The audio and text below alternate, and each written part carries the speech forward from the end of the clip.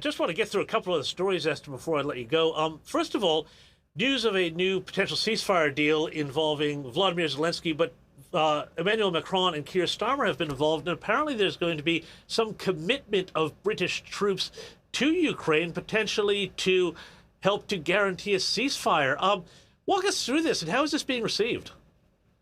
Well, it's taken almost 4 years for the European allies to establish that they're actually willing to put boots on the ground to defend Ukraine. The coalition of the willing, as it's being quoted or described, is only basically two willing countries, which is the UK and France. And surprisingly, the US has decided to offer a backstop, saying that if there was any military action or incursion by the Russians, they would help reinforce that. But again, the state of the militaries, both in France and certainly in the UK, is as pathetic as they come. You know, for over 30 years, our military has been underfunded and hollowed out. Our standing armed forces could not fill up Wembley Stadium. If you got together Taylor Swift fans under the age of 12, there are more of them in one night than we have the entire armed forces to protect the UK. So the logistics of this is just mind-blowing. That is shocking. Hey, one more shocking story, Esther, quickly here.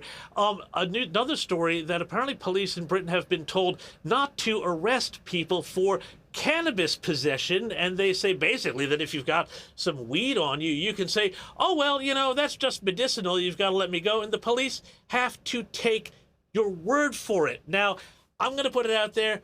I'm not a fan of weed culture. I don't think this is a high achievement sort of drug that people are taking, and I think this is going to be a disaster because I've seen it in America. But what do you reckon?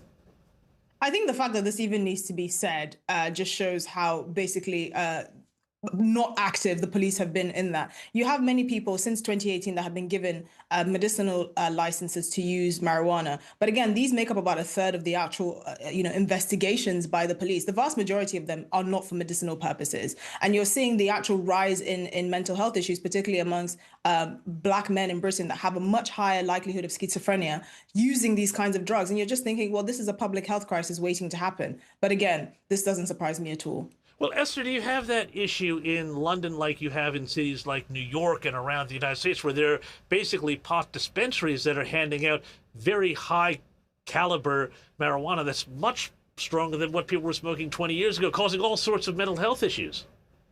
Well, thankfully, we don't have shops that blatantly sell sort of high-strength marijuana because it's still classed as a drug. But yes, many of our parks around the UK just stink of weed, really strong, disgusting smelling stuff. And again, you're seeing a rise in sort of public health, sort of mental health issues associated with this drug. So the link is undeniable at this point. Right. Okay. And what about the other drug issues around the UK? Is there a problem with this diverting attention from other drug enforcement problems with, cocaine or other sorts of issues? Well, we haven't just to kind of give a broad overview. We haven't reviewed our drug policy here in the UK, the Drug Misuse Act, for over 50 years. So clearly, Right. we just implement a policy and never review it, and we just throw public money at it, regardless of whether it's more effective. Potent hard drugs are more available and more potent and cheaper than ever before. And yet the police just take a few off the street and then, seconds later, a higher dosage is flooded back onto the street. So our policing of hard drugs is completely ineffective. Esther Krakue, it sounds like an absolute disaster there, but thank you for bringing us all the news from the UK. Really appreciate it there.